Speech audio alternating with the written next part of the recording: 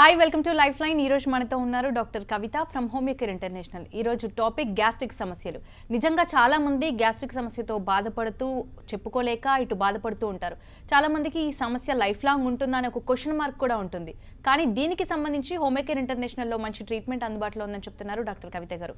మరి కవిత గారితో మాట్లాడదాం. మీరు కూడా స్క్రీన్ మీద డిస్ప్లే అవుతున్న నెంబర్స్కి కాల్ చేసి డాక్టర్ గారితో మాట్లాడి మీ ప్రాబ్లమ్ సార్ట్ అవుట్ చేసుకోవచ్చు. మా ఫోన్ నంబర్స్ 040-234-90102 040-234-90103. హాయ్ డాక్టర్ గారు, వెల్కమ్ టు ఆ స్టూడియో. డాక్టర్ గారు, ఏజ్తో సంబంధం లేకుండా చాలా మంది చిన్నపిల్లల నుంచి మొదలుకుంటే పెద్దవాళ్ళ దాకా ప్రతి ఒక్కరు ఈ మధ్య కాలంలో చాలా మంది వేల సంఖ్యలో కూడా గ్యాస్ట్రిక్ ప్రాబ్లంతో సఫర్ అవుతున్నారు.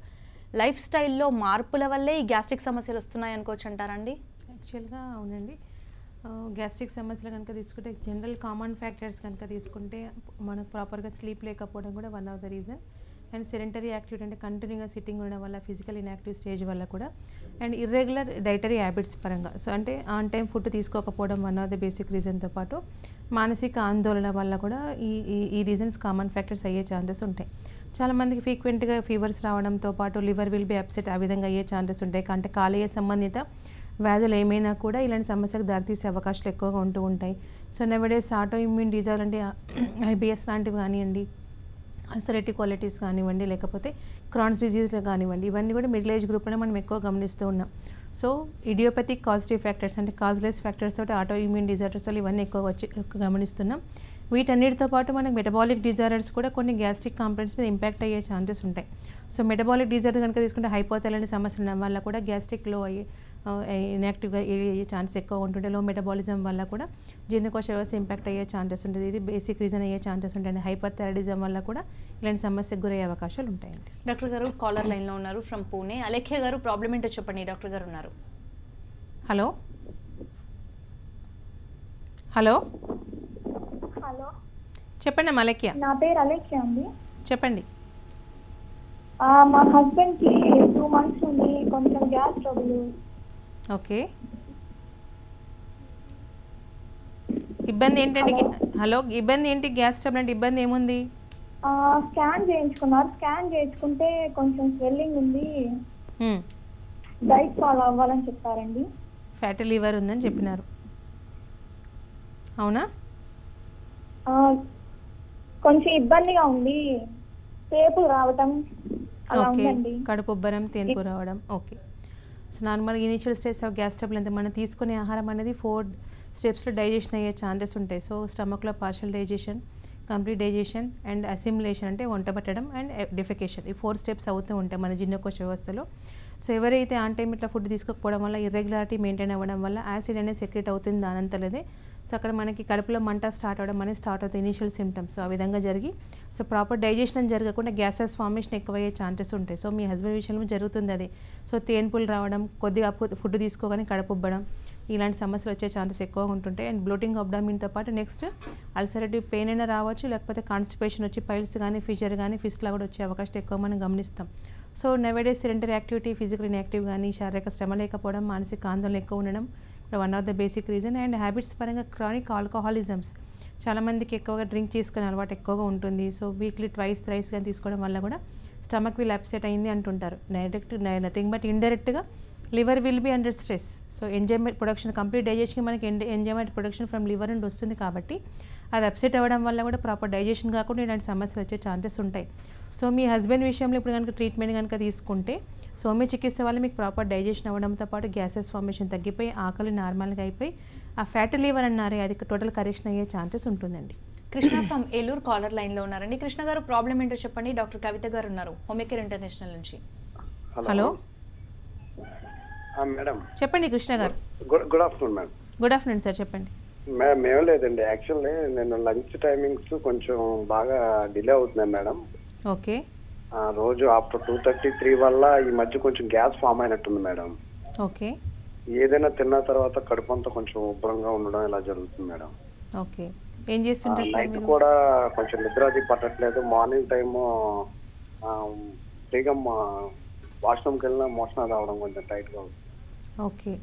సో రీజన్ అది అంటే ఏం చేస్తుంటారు సార్ మీరు? ప్రైవేట్ ఫైనాన్స్ కంపెనీలో చేస్తున్నాను. ఓకే. సో మీరు చెప్తే irregular dietary and irregular sleep pattern, so దానివల్ల మీకు ఇబ్బందులు అవుతున్నాయండి. సో ఇనిషియల్ స్టేజెస్ ఉంటున్నారు కాబట్టి ఈవెన్ మెడిసిన్స్ తీసుకున్నా కూడా ఆన్ టైం ఫుడ్ తీసుకుంటూ వాటర్ ఇంటేక్ ఎక్కువ తీసుకుంటూ and sleep minimum 6 to 8 hours కనుక తీసుకుంటే పెథాలజీ అంటే ప్రాబ్లం తొందరగా రెక్టిఫై చేసుకునే అవకాశాలు ఉంటాయి అండ్ మెడిసిన్ రిక్వైర్మెంట్ లేకుండా టోటల్గా నయం చేసుకోవచ్చు. ఎందుకంటే ఇనిషియల్ స్టేజ్ ఆఫ్ డిజీజ్ ఉంటున్నాయి అంతే కాబట్టి. సో అది చేసుకుంటూ కనుక అయినా స్టిల్ తగ్గట్లేదంటే కనుక మెడిసిన్స్ వాడడం వల్ల సో ప్రాపర్ డైజెషన్ అయిపోయి ప్రాబ్లం రెక్టిఫై చేసుకోవచ్చు. సో చాలామందికి ఇర్రెగ్యులర్ స్లీప్ ప్యాటర్న్ వల్లనే ఇలాంటి సమస్యలు వచ్చే ఛాన్సెస్ ఉంటూ ఉంటాయి. సో దీనివల్ల అది దానివల్ల ఇది and late nights and irregular డైటరీతో పాటు చాలామంది డే షిఫ్ట్స్ అండ్ నైట్ షిఫ్ట్లు ఉంటుంటాయి. అలాంటి ఇర్రెగ్యులర్ టైమింగ్స్ వల్ల కూడా ఈ సమస్య ఎక్కువగా ఉంటూ ఉంటాయి. సో అది కొద్దిగా కరెక్షన్ చేసుకుంటే ఇనీషియల్గా మ్యాక్సిమం కవర్ అయ్యే ఛాన్సెస్ ఉంటాయి. బట్ డిజీజ్ ఆల్మోస్ట్ కాన్స్టిపేషన్ వరకు వచ్చింది అంటే అప్పుడు మెడిసిన్ కంపల్సరీ రిక్వైర్మెంట్ ఉండే అవకాశాలు ఉంటాయండి. సో ట్రీట్మెంట్ కనుక తీసుకుని మీకు గ్యాస్ట్రిక్ ప్రాబ్లం తగ్గి బ్లోటింగ్ అబ్డామిన్ తగ్గిపోవడంతో పాటు ఫ్యూచర్లో అల్సరేషన్ ఫార్మేషన్ లేకుండా మోషన్ కాన్స్టిపేషన్ లేకుండా కూడా చూసుకోవచ్చండి. రైట్ డాక్టర్ గారు, చాలా మందిలో చూస్తుంటాం మామూలుగా గ్యాస్ట్రిక్ ప్రాబ్లం ఉన్నప్పుడు తేల్పులు రావటం, విపరీతంగా గ్యాస్ ఫామ్ అయ్యి కడుపు ఉబ్బరంగా ఉండటం, ఏం తినాలనిపించకపోవడం, విపరీతమైన తేల్పులు వస్తూ గొంతులో కారం ఉందని చెప్తూ ఉంటారు, కారంగా ఉందని చెప్తుంటారు. ఇవన్నీ అసలు ఈ లక్షణాలన్నింటి కూడా గ్యాస్ ప్రాబ్లం అనుకోవచ్చా అండి, అల్సర్ అనుకోవచ్చా? యాక్చువల్గా గర్డ్ అంటూ ఉంటాం. So gastritis and girt symptoms ఇదే విధంగా ఇనిషియల్ స్టేజ్ ఆఫ్ గ్యాస్ట్రిక్ కాంప్లెక్స్లో మనకి ఇదే విధంగా గమనించే ఛాన్సెస్ ఉంటాయి. సో తీసుకునే ఆహారం అయితే ఎప్పుడైతే ప్రాపర్ డైజెషన్ కాదంటే స్టమక్ అప్సెట్ అంటూ ఉంటాం, నథింగ్ బట్ గ్యాసెస్ ఫార్మేషన్ అంటే తీసుకున్న ఆహారం ప్రాపర్ డైజెషన్ కాకుండా పార్షియల్ డైజెషన్ అవ్వడం వల్ల ఏమవుతుందంటే గ్యాసెస్ ఫార్మేషన్ ఎక్కువ అవుతుంది. సో ఫార్మేషన్ అనే గ్యాసెస్ మే రేడియేట్ ఎనీవేర్. సో కాబట్టి చెస్ట్ టైట్నెస్ అనిపించడం, కడుపులో మంట అనిపించడం, అది తేన్పుల రూపంలో కానీ అపాన వాయు రూపంలో కానీ వెళ్ళిపోయే అవకాశాలు ఎక్కువ ఉంటాయి. సో గ్యాసెస్ ఫార్మేషన్ ఎక్కువ ఉండడం వల్ల బ్లోటింగ్ అబ్డామిన్ ఉండడం వల్ల స్టమక్ క్యాప్స్ ఉండడం వల్ల అపెటైట్ అనేది తగ్గుతుంది వాళ్ళకు. సో కొద్ది ఫుడ్ తీసుకోగానే ఆకలి తగ్గడంతో పాటు కొద్ది ఫుడ్ తీసుకోగానే కడుపు నిండిపోయే అవకాశాలు ఎక్కువగా ఉంటూ ఉంటాయి. అండ్ జీఆర్డీ అంటుంటాం, గర్డ్ రిఫ్లెక్స్ డిజార్డర్ ఉండడం వల్ల ఏమవుతుంది అంటే సో బ్యాక్ రిఫ్లెక్స్ అయ్యే ఛాన్సెస్ వల్ల కడుపులో మంట రావడం, చెస్ట్ బర్న్ అంటూ ఉంటాం, హార్ట్ బర్న్ అంటాం అదే. సో ఈ విధంగా సమస్య వచ్చే ఛాన్సెస్ ఉంటాయి. కొంతమందికి లెఫ్ట్ సైడ్ రేడియేట్ అవుతుంటే gases formation it may radiate anywhere, కిందికి కానీ పైకి కానీ బ్యాక్ సైడ్ కానీ రేడియేట్ అయ్యే ఛాన్సెస్ ఉంటాయి. టువర్డ్స్ లెఫ్ట్ సైడ్ రేడియేట్ అయితే కార్డియాక్ ప్రాబ్లం అన్నంత భయపడే అవకాశాలు ఎక్కువ ఉంటాయి. సో అంతవరకు ఈ ప్రాబ్లం వెళ్ళే అవకాశాలు ఉంటాయి. సో అల్సర్ పెయిన్ కనుక తీసుకుంటే గ్యాసెస్ ఫార్మేషన్ కంటే కూడా pain will be there 2 types of pains. ఎందుకంటే కొంతమందికి గ్యాస్ట్రిక్ అల్సర్ డ్యూడెన్ అల్సర్ 2 రకాలుగా ఉంటాయి. గ్యాస్ట్రిక్ అల్సర్ అయితేనేమో ఫుడ్ తిన్న తర్వాత తగ్గిపోయే ఛాన్సెస్ ఉంటాయి. వేరేస్ డ్యూడెన్ అల్సర్ అయితేనేమో ఫుడ్ తిన్న తర్వాత 1 hour తర్వాత సివియర్గా పెయిన్ వచ్చే ఛాన్సెస్ ఉంటూ ఉంటాయి. సో గ్యాస్ట్రిక్ అల్సర్ వాళ్ళు ఏంటంటే పెయిన్ తగ్గించుకోవడానికి they will eat more food, so వాళ్ళు they will put on weight, ఆ విధంగా అయ్యే కండిషన్స్ ఉంటుంటాయి. డ్యూడెన్ అల్సర్ అయితే కనుక వాళ్ళు భయంతో ఫుడ్ తినకుండా అవాయిడ్ చేస్తూ ఉంటారు, ఎక్కడ తింటే పెయిన్ వస్తుందో అని చెప్పేసి. So they lose their wait.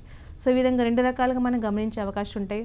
నాయింగ్ pain, burning pain, chest burn, even the food తిన్నా కూడా కొంచెం తగ్గకుండా పర్సిస్టింగ్గా పెయిన్ ఉండే ఛాన్సెస్ ఉంటాయి. కొంతమంది బ్లడ్ విల్ కమ్ అంటే వామిటింగ్ లాంటి సెన్సేషన్ వచ్చడంతో పాటు ఫుడ్లో కూడా బ్లడ్ అయ్యే ఛాన్సెస్ ఉంటాయి. అంటే పీక్ లెవెల్ కనుక ప్రాబ్లం వెళ్తే ఇలాంటి సమస్యలు వచ్చే ఛాన్సెస్ ఉంటాయి. కొంతమంది nausea feeling, vomiting sensation, depending upon person to person, each and every పర్సన్కి ఇదే సిమ్టమ్ ఉంటేనే అది గ్యాస్ట్రిక్ కాంప్లైంట్ గర్డ్ ఉన్నట్టు కాదు. సో డిపెండింగ్ అపాన్ పర్సన్ పెథాలజీని బట్టి సిమ్టమ్స్ మనకు డిఫర్ అయ్యే ఛాన్సెస్ ఉంటాయండి.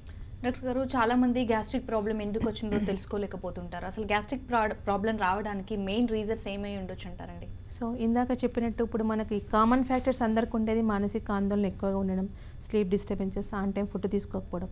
కొంతమంది హరీబరీ ఫుడ్ తింటూ ఉంటుంటారు. సో చూయింగ్ అనేది ప్రాపర్గా చేయకుండా కూడా ఫాస్ట్గా ఫుడ్ తీసుకునే అలవాట్లు ఎక్కువ ఉంటుండే. అవుట్ ఆఫ్ 100 people మనకు ఇలాంటి విషయాలు మనం 40 to 50 మెంబర్స్కి ఇలాంటి సమస్య మనం గమనించవచ్చు. సో దీనివల్ల ప్రాపర్ డైజెషన్ కాకపోయే ఛాన్సెస్ ఉంటుంటాయి. అది కూడా one of the basic reason. ఇంకొంతమంది ఇన్ బిట్వీన్లోనే చాలామంది హరిబరిగా తినడంతో పాటు వాటర్ ఇంటేక్ తీసుకుంటుంటారు. సో ఫుడ్ మధ్యలోనే హెవీ వాటర్ తీసుకోవడం వల్ల కూడా యాసిడ్ అనేది సాల్యూట్ అయిపోయే ఛాన్సెస్ ఉంటాయి. కాబట్టి దానివల్ల కూడా ప్రాపర్ డైజెషన్ అయ్యే అవకాశం very rare. And short cut methods nowadays ఎక్కువ ఫుడ్ తీసుకోవడం అంటే ప్రిజర్వేటివ్ ఉన్న ఫుడ్ కానీ అండ్ జింక్ ఫుడ్ కానీ ఎక్కువ తీసుకోవడం వల్ల కూడా ఇలాంటి అవకాశాలు ఎక్కువగా ఉంటుంటాయి. అండ్ పీచు పదార్థాలు ఉన్న ఫుడ్ ఎక్కువ తీసుకోవడం వల్ల ఇలాంటి కంప్లైంట్స్ తగ్గించుకునే అవకాశాలు ఉంటాయి. సో ప్రాపర్ డైజెషన్ కనుక మనం తీసుకొని ఆన్ టైం తీసుకొని చూయింగ్ అనేది నార్మల్గా ఉండి వాటర్ తిన్న 1/2 hour తర్వాత కనుక తీసుకొని ప్రాపర్గా చూస్ చేసి 1/2 hour తర్వాత తీసుకుంటే కనుక కంప్లీట్ డైజెషన్ అయిపోయి ఇలాంటి సమస్యలు రాకుండా చూసుకోవచ్చు. So major illness liver upset ఉండడం వల్ల కూడా వచ్చే ఛాన్సెస్ ఉంటుంటాయి. సో అంతవరకు ఏం పెథాలజీ లేకుండా కూడా ఫ్రీక్వెంట్ ఫీవర్ అంటే టైఫాయిడ్ కానీ మలేరియా కానీ ఫ్రీక్వెంట్ ఫీవర్స్ వచ్చి ఎవ్రీ ఇయర్లీ కొంతమంది రిపీట్ అవుతూ ఉంటాయి. సో వేరే ఇష్యూస్ ఏముండవు, ఆ ఇష్యూ ఉండడం వల్ల కూడా ఎంజైమాటిక్ ప్రొడక్ట్స్ తగ్గడం వల్ల ఇలాంటి సమస్య వచ్చే ఛాన్సెస్ ఉంటాయి. అండ్ హైపోథైరాయిడ్ అన్కంట్రోల్ ఉండడం వల్ల కూడా మన గ్యాస్ట్రిక్ కంప్లైంట్ రైజ్ అయ్యే ఛాన్సెస్ ఉంటాయి. సో TSH మెడిసిన్స్ వాడుతున్నామండి, థైరాయిడ్ ఉన్నా కూడా వై దిస్ ప్రాబ్లం అనుకుంటూ ఉంటారు. సో లో మెటబాలిక్ రేట్ ఉంటుంది కాబట్టి ఈ సమస్య మనం ఎక్కువ గమనించే అవకాశాలు ఉంటాయండి. గారు చాలా మంది ఫీల్ అవుతూ ఉంటారు, ఇది లైఫ్ లాంగ్ దీన్ని ఫేస్ చేస్తూనే ఉండాలేమో, సరిగ్గా నిద్రపోక సరిగ్గా తిండి తినక చాలా మంది ప్రాబ్లం ఫేస్ చేస్తున్నారు. అలాంటి వాళ్ళకి హోమియోకేర్ ఇంటర్నేషనల్లో ఎలాంటి ట్రీట్మెంట్ అందుబాటులో ఉంది? దీనికి ఏమైనా పర్మనెంట్ సొల్యూషన్ ఏమైనా ఉంటుందా? దాని గురించి డెఫినెట్లీ అండి. చాలామందికి ఒకసారి గ్యాస్ట్రిక్ కంప్లైంట్ వచ్చిన తర్వాత తగ్గుతుందో తగ్గదో అంటుంటారు. సో ఇన్స్టాంట్గా ర్యాంటాపో పెంటాపో ఒమిప్రోజోల్ వేసుకుంటూ ఉంటారు. సో దానివల్ల ఏంటంటే ఇనీషియల్గా మన తగ్గుముఖం పట్టినా కూడా మళ్ళీ ప్రాబ్లం పెథాలజీ అనేది రెగ్యులర్గా వస్తూనే ఉంటుంది. అది వాడుతున్నంత కాలమే నార్మల్గా ఉండి మళ్ళీ రెక్టిఫై ఉండకుండా అల్సర్ ఫార్మేషన్ అవ్వడం, పెయిన్ రావడం అండ్ కాన్స్టిపేషన్ రావడం, దాని post effects of piles, fissure, ఫిస్లా కూడా వచ్చే ఛాన్సెస్ ఉంటాయి. సో నాట్ ఓన్లీ గర్డ్ కానీ ఈ గ్యాస్ట్రిక్ కంప్లైంట్ అనే కాకుండా IBS లాంటి సమస్యలు కూడా మనకు అల్సరేటివ్ కోలైటిస్ లాంటి క్రాన్స్ డిసీజ్ లాంటి కూడా స్టీరాయిడ్ మెడికేషన్ స్టాప్ చేయించి హోమియో చికిత్సతో టోటల్గా క్యూర్ అయిన కేసెస్ నెంబర్ ఆఫ్ కేసెస్ ఉన్నాయండి.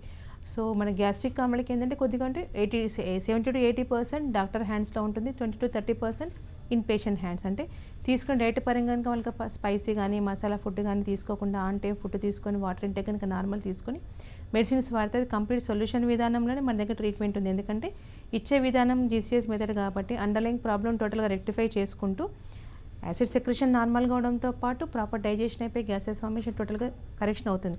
అండ్ నేను liver will be under stress ఉంటాయి కనుక లివర్ ఫ్యాటీ లివర్ గ్రేడ్ 1 నుంచి 2 వరకు ఉన్నా కూడా పాథాలజీ నార్మల్గా అయిపోయి అంటే మనకు లివర్ ఫంక్షన్ టెస్ట్ చేసుకున్నా కూడా మనకి SGOT, SGPT నార్మల్ రేంజ్ వరకు వచ్చేసి మెయింటైన్ అయిపోయి లిపిడ్ ప్రొఫైల్ నార్మల్గా అయిన కేసెస్ కూడా నెంబర్ ఆఫ్ కేసెస్ ఉన్నాయి. సో డిపెండింగ్ అపాన్ కేస్ మనకు వాడే కాలం అనేది రీసెర్చ్ చేసే అవకాశాలు ఉంటూ ఉంటాయి.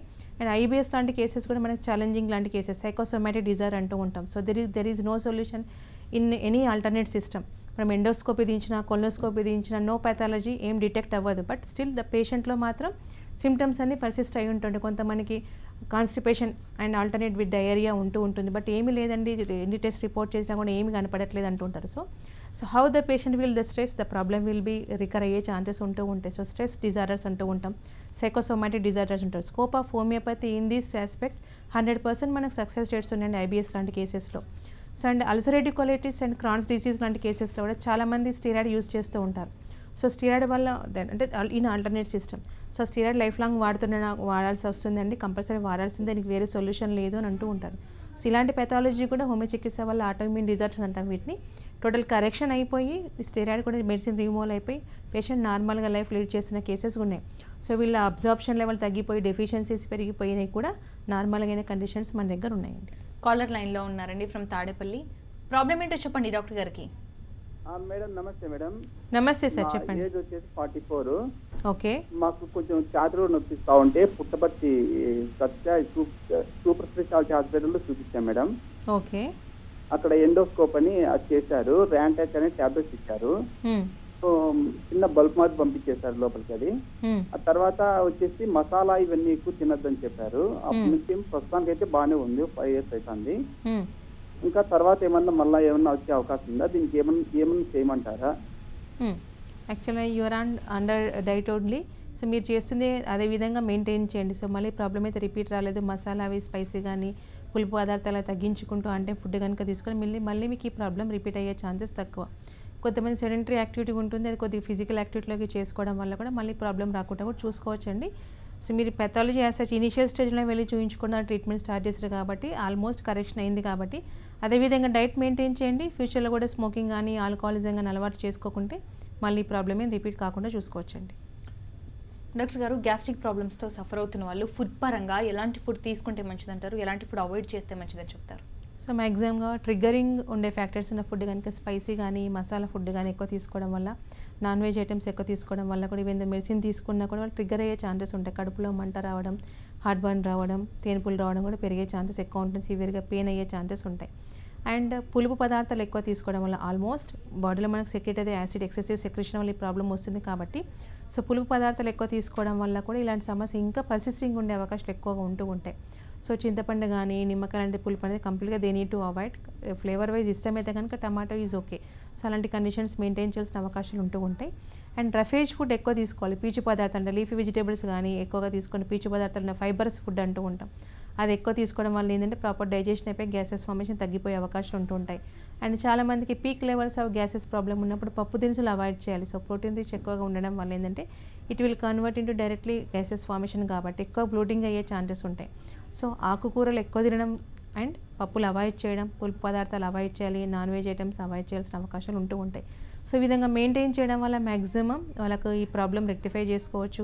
అండ్ చాలామంది లేట్ నైట్స్ ఎక్కువగా తింటూ ఉంటుంది. సో ఆఫ్టర్ 10 తిని ఇమీడియట్గా పడుకునే అవకాశం ఉంది. ఇలాంటి వాటి గర్డ్ సింటమ్స్ అంటాం. సో బ్యాక్ రిఫ్లెక్స్ ఎక్కువగా వచ్చే ఛాన్సెస్ ఉంటూ ఉంటాయి. పులుపు ఎక్కువ అంటే నథింగ్ బట్ సోర్ ఎరెక్టేషన్స్ వచ్చే అవకాశం ఉంటుంది. సో కాబట్టి ఎర్లీగా డైట్ తీసుకోవడం అంటే 8 కానీ 8:30 కానీ క్లోజ్ చేయడం వల్ల, నార్మల్గా చేయడం వల్ల ఏంటంటే ఆఫ్టర్ 1 అవర్ తిన్న తర్వాత ఇమీడియట్గా పడుకోకుండా 1 అవర్ 2 అవర్స్ తర్వాత వాక్లన్నీ చేసిన తర్వాత పడుకోవడం వల్ల ఏంటంటే proper digestion almost 50% of digestion అయిపోతుంది. కాబట్టి so excessive secretions back reflex రాకుండా ఉండే అవకాశాలు ఎక్కువగా ఉంటూ ఉంటాయి.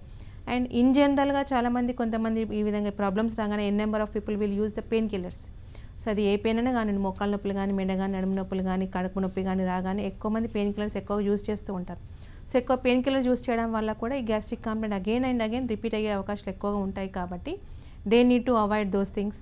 So choosing of the system కనుక కరెక్ట్ తీసుకుంటే, పెయిన్ కిల్లర్ రిక్వైర్మెంట్ లేకుండానే ప్రాబ్లం కనుక రెక్టిఫై చేసుకుంటే అండర్లైన్ పెథాలజీ తగ్గిపోయి ఈ గ్యాస్ట్రిక్ కంప్లైంట్ తగ్గిపోయే అవకాశాలు ఉంటాయండి.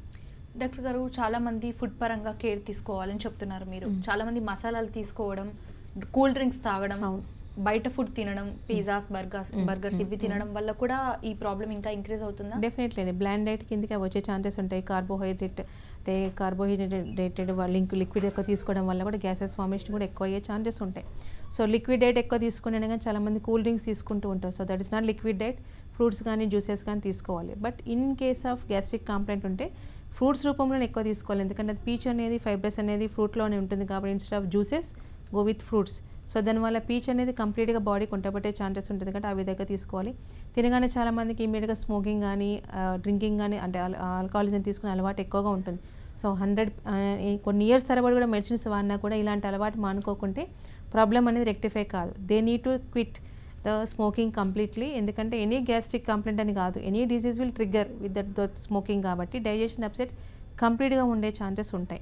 సో ఇది they have to avoid. On time food and proper sleep and mental stress లేకుండా మ్యాక్సిమం అంటే 100% స్ట్రెస్ మనం తీసుకోకుండా ఉండలేం. బట్ స్టిల్ ఆ విధంగా మనం అవాయిడ్ చేస్తే కనుక నార్మల్ వాటర్, చాలామంది ఫ్రిడ్జ్ వాటర్ కూడా తాగే అవకాశాలు ఎక్కువగా ఉంటూ ఉంటాయి. అండ్ కొంతమందికి ఒబేస్ పీపుల్ కూడా ఎక్కువగా ఉంటుంటారు. సో ఒబేసిటీ వల్ల కూడా బ్యాక్ రిఫ్లెక్స్ అయిపోయి ప్రాబ్లమ్స్ వచ్చే ఛాన్సెస్ ఉంటాయి. సో డైట్ పరంగా మెయింటైన్ చేస్తూ మానిటర్ ఎక్సర్సైజ్ కనుక చేస్తే ఈ ప్రాబ్లం టోటల్గా మనం రెక్టిఫై చేసుకోవచ్చు. డాక్టర్ గారు, కొంతమంది ప్రెగ్నెన్సీ విమెన్లో కూడా చూస్తూ ఉంటాం, ఇండైజెషన్ ప్రాబ్లమ్స్ అవ్వచ్చు, గ్యాస్ట్రిక్ ప్రాబ్లమ్స్ అవ్వచ్చు. ఆ 9 months కూడా చాలామంది ఇబ్బంది పడుతూ ఉంటారు. వాళ్ళు ఎలాంటి కేర్ తీసుకోవాలి? Actually 3 terms of the pregnancy కనుక తీసుకుంటే ఫస్ట్ ట్రైమిస్టర్ మ్యాక్సిమం ఇన్ జనరల్గా హార్మోన్స్ అప్ అండ్ డౌన్ అవుతాయి కాబట్టి సివియర్ వామిటింగ్స్ రావడం అంటాం. That nothing but peak of pregnancy. So అది కొద్దిగా మన పులుపు పదార్థం అవాయిడ్ చేసుకుంటూ short time intervals of the food తీసుకుంటూ ఉండడం వల్ల ఇబ్బంది ఉండదు. That is common in every pregnant women. But వేరాస్ pathology పరంగా అంటే సెకండ్ టర్మ్ కనుక క్రాస్ అయిపోతూ ఉంటే, ఇప్పుడు ఏ విధంగా అయితే ఊము అయితే పెరుగుతూ ఉండి స్ట్రెచ్ అవుతుందో డయాఫ్రమ్ మీద బ్యాక్వర్డ్ ప్రెషర్ పెరిగే ఛాన్సెస్ ఎక్కువ ఉంటాయి. So once she cross 5th month 6 months తర్వాత అప్పుడు ఎక్కువగా బ్యాక్ రిఫ్లెక్స్ అయిపోయి యాసిడ్ సెక్రెషన్స్ ఎక్కువ అవ్వడం వల్ల కూడా కడుపులో మంట రావడం, గ్యాసెస్ ఫార్మేషన్ అవ్వడం, బ్లోటింగ్ అవ్వడం, తేనుపులు ఎక్కువ అయ్యే ఛాన్సెస్ ఎక్కువ ఉంటాయి. సో ఇలాంటి వాళ్ళు మనకు పడుకునే పొజిషన్ని బట్టి కూడా ప్రాపర్గా చేసుకోవచ్చు. ఇందాక కొద్ది ఫుడ్ మ్యాక్సిమం ఇంటర్వెల్స్ అంటే షార్ట్ ఇంటర్వెల్స్లో కనుక తీసుకోవడం వల్ల ఏంటంటే కంప్లీట్ అంటే పీక్ నెక్ వరకు అంటే ఫుల్ స్టమక్ ఫుల్ అనేది ఫుడ్ తీసుకోకుండా షార్ట్ ఇంటర్వెల్స్లో తీసుకోవడం వల్ల కూడా ఏమవుతుంది అంటే బ్యాక్ ప్రెషర్ రిఫ్లెక్స్ అనేది డయాఫ్రమ్ రిఫ్లెక్స్ దేని అవాయిడ్ అయ్యే ఛాన్సెస్ ఉంటాయి. అండ్ పులుపు తగ్గించుకుంటూ ఉండడం వల్ల కూడా తీసుకోవచ్చు. అండ్ ఎర్లీ డైట్ మెయింటైన్ చేయడం వల్ల కూడా ఇబ్బంది తగ్గించే అవకాశం ఉంటాయి. But number of gastric complaints ఉన్న వాళ్ళకి చాలామంది మిల్క్ కానీ, టీ కానీ, కాఫీలు కానీ ఎక్కువ అలవాట్లు ఉంటుంటాయి. సో ఇవి తీసుకోవడం వల్ల ఎక్కువగా యాసిడ్ అనేది పెరిగే ఛాన్సెస్ ఉంటుంది కాబట్టి ఇది కొద్దిగా కంట్రోల్ కనుక చేసుకుంటూ ఉంటే, టీ అయితే maximum they have to avoid, coffee కానీ అవాయిడ్ చేస్తారు, స్టిమ్యులెంట్ అవాయిడ్ అయ్యే ఛాన్సెస్ ఉంటాయి. కొంతమందికి ప్యాంటాప్ వేసేసుకుంటే అయిపోతుంది కదా అని చెప్పేసి వేసుకుంటూ ఉంటారు. సో ఇలాంటి వాళ్ళకి ఫ్లోరా అనేది డ్యామేజ్ అవుతుంది. గ్యాస్ట్రిక్ ఫ్లోరా అనేది ఉంటుంది, మనకు 3 layers ఉంటాయి. మ్యూకోజల్ లేయర్, అక్కడ మనకు హెలికోబాక్టీరియా, పైలోరీ బ్యాక్టీరియా అని చెప్పేసి అవసరమైన బ్యాక్టీరియా ఉంటుంది. ఆ బ్యాక్టీరియా చనిపోవడం వల్ల టోటల్గా డ్యామేజ్ అయ్యే ఛాన్సెస్ ఉంటుంది. కాబట్టి so frequent uses of pain killers కానీ, NSAIDs అంటాం, non inflammatory anti inflammatory drugs అంటారు, అవి తీసుకున్నా కూడా ఈ ఫ్లోరా డ్యామేజ్ అయ్యే ఛాన్సెస్ ఉంటుంది. కాబట్టి కొద్దిగా before choosing the any medicine so consult the doctor. So వాళ్ళకున్న ప్రాబ్లమ్ని బట్టి వాళ్ళు రెక్టిఫై చేసుకోవచ్చు. డాక్టర్ గారు, గ్యాస్ట్రిక్ ప్రాబ్లమ్కి సంబంధించి హోమియోకేర్ ఇంటర్నేషనల్లో ఎలాంటి ట్రీట్మెంట్ అందుబాటులో ఉంది? సో చాలామంది ఇప్పుడు హోమియోపతి వాడగానే ఇమ్మీడియట్గా రిలీఫ్ ఉంటుందో ఉండదో, కొన్ని మంత్స్ వాడితే కానీ తగ్గుతుందో లేదో, ప్రాబ్లమ్ సివియర్గా ఉంది కదా అనుకుంటూ ఉంటుంటారు. సో డిపెండింగ్ అపాన్ కేస్ ఇమ్మీడియట్గా కేసెస్ తగ్గిపోయిన కేసెస్ కూడా ఉన్నాయండి.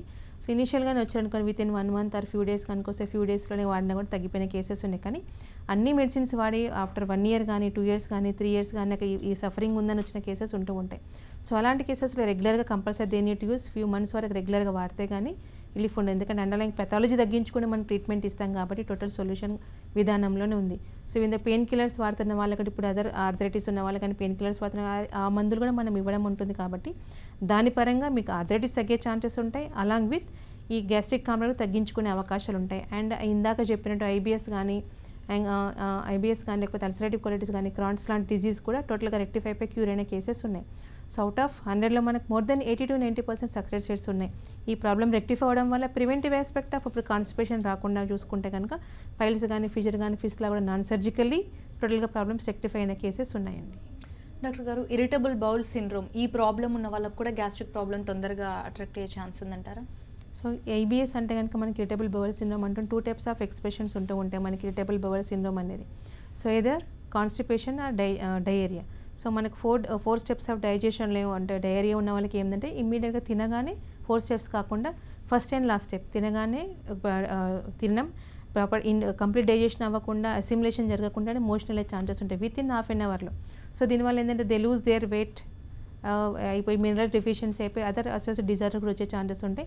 ఎండోస్కోపీ కొలోనోస్కోపీ దించినా మనకి ఎలాంటి సిమ్టమ్స్ ఉండవు, విత్ స్టమక్ పెయిన్ ఉంటుంది అంతే. నో అంటే ఫీకల్ మ్యాటర్ టెస్ట్ చేసినా కూడా ఎలాంటి సమస్య ఉండకపోయే ఛాన్సెస్ ఉంటూ ఉంటాయి. కొంతమందికి sluggish movements of the intestines అంటూ ఉంటాం. So dull movements sluggish movements ఉండడం వల్ల కాన్స్టిపేషన్ అయ్యే ఛాన్సెస్ ఎక్కువ ఉంటుంది. సో పెథాలజీ ఏమి ఉండదు, బట్ క్రానిక్ అయిన తర్వాత 2 years కానీ 3 years అయిన తర్వాత డెఫిషియన్సీ అంత మోస్తారు ఉండకుండా కూడా పైల్స్ ఫిజర్ ఫిస్లా వచ్చే అవకాశాలు ఎక్కువగా ఉంటూ ఉంటాయి. So in these cases also 80 to 90% success rates ఉన్నాయి వితౌట్ మెడికేషన్ లేకుండానే. ప్రాపర్ డైజెషన్ అంటే ఇన్ కేస్ ఆఫ్ డయేరియా ఉంటే 4 steps అయ్యి ప్రాపర్ డైజెషన్ అయిపోయి మినరల్ డెఫిషియన్సీ అంటే అబ్జార్ప్షన్ లెవెల్లో కూడా నార్మల్గా అవుతూ వెయిట్ నార్మల్గా మెయింటైన్ అయిపోయి అదర్ అసోసియేట్ డిజార్డర్ కూడా తగ్గించిన కేసెస్ ఉన్నాయి. In case of sluggish movement of IBS nothing but constipation అయినా కూడా అది మూమెంట్ నార్మల్గా అవుతూ ప్రాపర్ డైజెషన్ అయిపోయి గ్యాసెస్ ఫార్మేషన్ లేకుండా రెక్టిఫై అయిన కేసెస్ కూడా ఉన్నాయి. రైట్, థ్యాంక్ యూ డాక్టర్ గారు, థ్యాంక్స్ ఫర్ బీయింగ్ హియర్. ఇది వాటి లైఫ్ లైన్ చూస్తూనే ఉండండి TV9.